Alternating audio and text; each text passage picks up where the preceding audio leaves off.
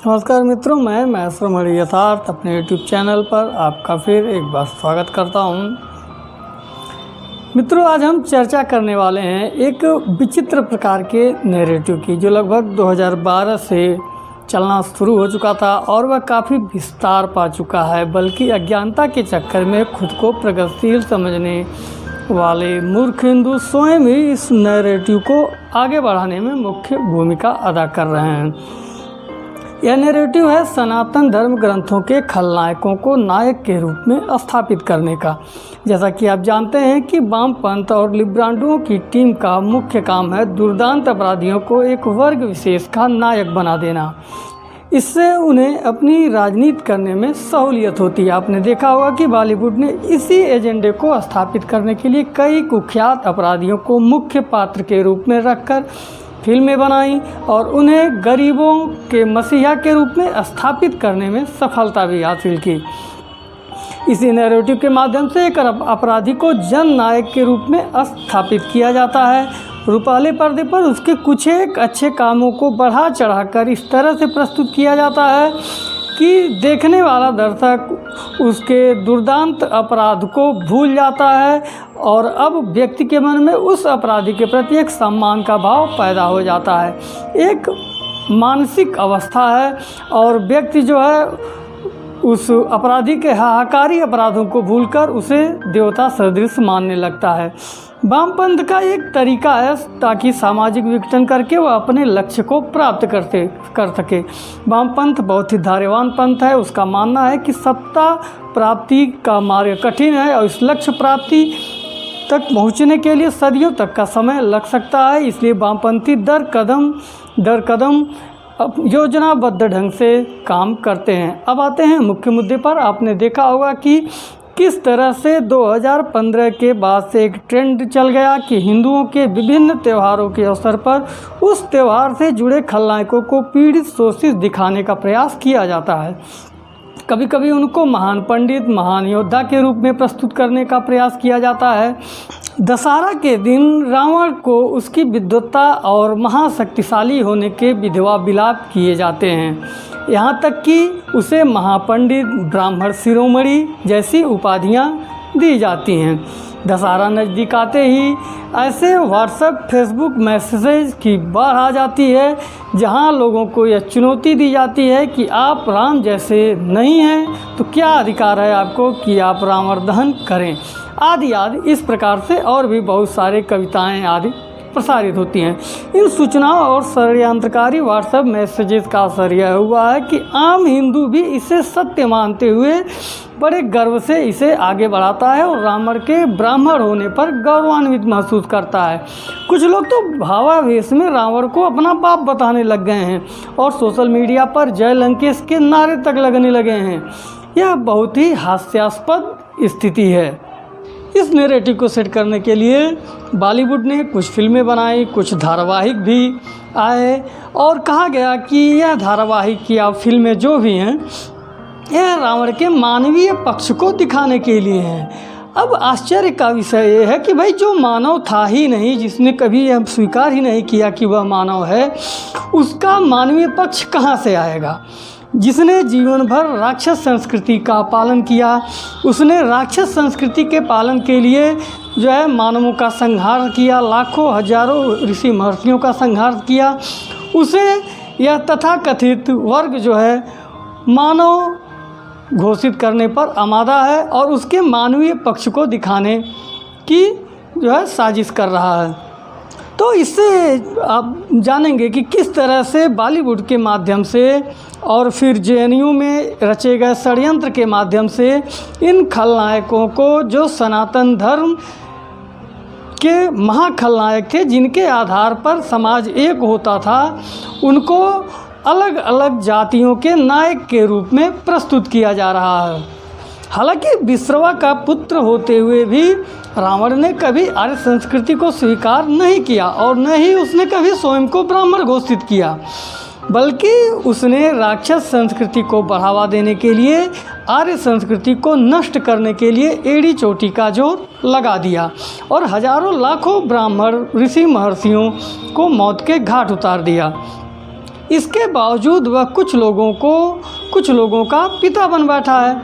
यह ठीक उसी तर्ज पर हो रहा है जैसे उत्तर प्रदेश में दुर्दांत अपराधी विकास दुबे की हत्या के बाद कुछ तथाकथित लोगों ने उसे अपना आदर्श घोषित कर दिया था, जबकि विकास द्वारा मारे गए दर्जनों ब्राह्मणों की हत्या पर मुंह में दही जमाए बैठे थे। यहाँ तक कि राजनीतिक दलों ने विकास दुबे को ब्राह्मण शिरोमणि और ब्राह्मण हृदय सम्राट और न जाने क्या क्या घोषित कर दिया था। ठीक इसी प्रकार नवरात्रि के समय पर कुछ लोग महिषासुर को अपना पिता घोषित करने लगते हैं। ऐसा इसलिए क्योंकि उन्हें बताया गया है कि वे महिषासुर के वंशज हैं। आगे बढ़ेंगे तो देखेंगे कि उत्तर प्रदेश में पूर्व मुख्यमंत्री अखिलेश यादव द्वारा कभी भी राम का नाम नहीं लिया जाता है, बल्कि वे केवल कृष्ण की बात करते हैं। हालांकि यह अलग बात है कि वे कभी मथुरा में कृष्ण जन्मभूमि को स्वतंत्र करवाकर वहां भव्य मंदिर बनवाने की बात नहीं करते हैं। और आगे बढ़ेंगे तो आपको पता चलेगा कि होली में हिरण्यकशिप की बहन होलिका कुछ लोगों की बुआ बन जाती है और लोग महिला अधिकारों के नाम पर होलिका दहन को उचित नहीं ठहराते हैं। लोगों का मानना है कि यह महिलाओं का अपमान है। अब होलिका का सामान्य महिलाओं के साथ क्या तुलना है, समझ के परे है। वामपंथियों द्वारा चलाया जा रहा नैरेटिव है जिसे मूर्ख हिंदू बिना सोचे समझे आगे बढ़ा रहे हैं। रावण किसका रिश्तेदार था, कौन अपने बच्चों को रावण बनाना चाहता है और उसकी मंशा क्या है। जो रावण को अपना आदर्श बनाना चाह रहे हैं, क्या वे बहू का बलात्कार करने को तैयार हैं? क्योंकि रावण ने तो अपनी भतीजे नलकुबर की पत्नी का बलात्कार किया था, इसीलिए शापित भी हुआ था। रावण ने कभी भी खुद को ब्राह्मण घोषित नहीं किया, बल्कि राक्षस संस्कृति का पोषक था। लेकिन वर्तमान के कुछ राजनैतिक ब्राह्मण उसे जबरदस्ती ब्राह्मण घोषित करने पर आमादा हैं। अरे भाई, जिसने कभी भी खुद को ब्राह्मण नहीं माना उसे तुम काहे ब्राह्मण का सर्टिफिकेट दे रहे हो? आखिर क्यों नहीं यह मान लिया जाए कि रावण का समर्थन करने वाले राक्षस संस्कृति की तरफ आकर्षित हो रहे हैं अथवा समर्थन कर रहे हैं? कुछ भी लिखने अथवा बोलने के पहले यह अच्छी तरह से सोचने की ज़रूरत है कि हम किस तरह से अपने ही धर्म की निंदा करके आत्मघात की तरफ बढ़ रहे हैं, जबकि कुछ लोग यही चाहते हैं और उनका विजन हम खुद पूरा करने में उनका सहयोग कर रहे हैं। रावण को हीरो बताया जा रहा है, महिषासुर को मूल निवासियों का बाप बताया जा रहा है। कुल मिलाकर धर्म ग्रंथों में जितने भी खलनायक किरदार थे, एक सुनियोजित रूप से उन्हें किसी न किसी वर्ग अथवा जाति के नायक के रूप में स्थापित किया जा रहा है। ब्राह्मण रावण को लेकर घूम रहे हैं, क्षत्रिय सहस्त्रबाहु को अपना हीरो बता रहे हैं, यादव कंस को अपना प्रेरणा स्रोत बता रहे हैं और सिर्फ कृष्ण को भगवान मान रहे हैं, अन्य वर्ग महिषासुर को अपना बाप बता रहे हैं। आखिर ऐसा क्यों हो रहा है और किसके इशारे पर हो रहा है, यह सोचने की ज़रूरत है। सोशल मीडिया के विभिन्न प्लेटफार्म पर ऐसे अकाउंट की भरमार है जो हिंदुओं की विभिन्न जातियों के नाम पर हैं और इस एजेंडे को आगे बढ़ा रहे हैं। सबके अपने अपने हीरो हैं। वे अकाउंट भूतकाल के खलनायकों को अपना बाप बता रहे हैं और आज का युवा वर्ग उसका तीव्र गति से अनुकरण कर उस खलनायक को अपना पिता घोषित कर रहा है। यह एक गहरा षड्यंत्र है ताकि सनातन धर्म को छिन्न भिन्न किया जा सके। हिंदुओं का एक बड़ा वर्ग जातिगत भावना से प्रभावित है और शत्रु हिंदुओं की इस भयंकर कमजोरी को अच्छी तरह से समझता है, उसी कमजोर नस को बार बार दबा रहा है।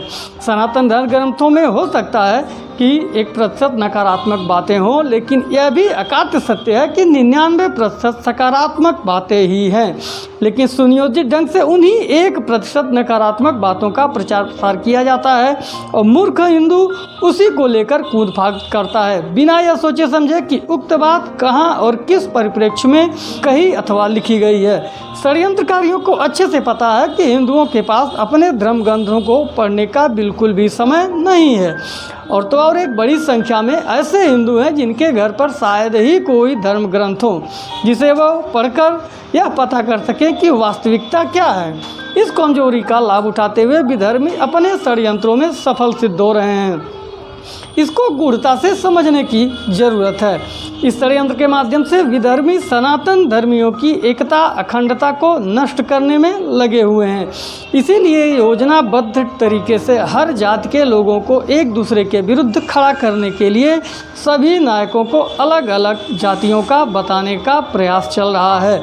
यहाँ तक कि खलनायकों को भी अलग अलग जातियों के आदर्श के रूप में स्थापित करने का प्रयास चल रहा है और मूर्ख हिंदू जानबूझकर इस षड्यंत्र का शिकार बन रहे हैं। इस बारे में आपका क्या सोचना है? आप क्या सोचते हैं? चूँकि सोशल मीडिया पर लगभग सभी लोग रहते हैं, सबको पता है कि किस प्रकार से कुछ लोग परशुराम की जय बोलते हैं तो कुछ लोग सहस्त्रबाहु को बीच में लेकर आ जाते हैं, परशुराम को गाली देते हैं। कुछ लोग राम की जय बोलते हैं तो कुछ लोग कृष्ण की बारंबार वंदना करते हैं और इस तरह से सभी एक दूसरे के विरुद्ध खड़े हुए हैं। इस नैरेटिव को आखिर कौन लोग बढ़ा रहे हैं और क्यों बढ़ा रहे हैं? हमारे शास्त्रों में, हमारे धर्म ग्रंथों में ऐसा तो कुछ नहीं लिखा हुआ है कि यह जितने ईश्वर के अवतार हैं अथवा जितने खलनायक हैं या किसी के पिता थे अथवा जो ईश्वरीय शक्तियां हैं यह कभी एक दूसरे के विरुद्ध खड़ी थी। आप इस बारे में क्या सोचते हैं? अपने विचारों को कमेंट के माध्यम से ज़रूर बताएं और संभव हो तो ऐसे नैरेटिव को फैलाने में मदद मत करें। अगर आपको वीडियो पसंद आए तो लाइक शेयर कमेंट कर हमारे चैनल को सब्सक्राइब कर सपोर्ट करें। मिलते हैं फिर किसी अन्य विषय पर अन्य चर्चा में। तब तक के लिए नमस्कार। वंदे मातरम।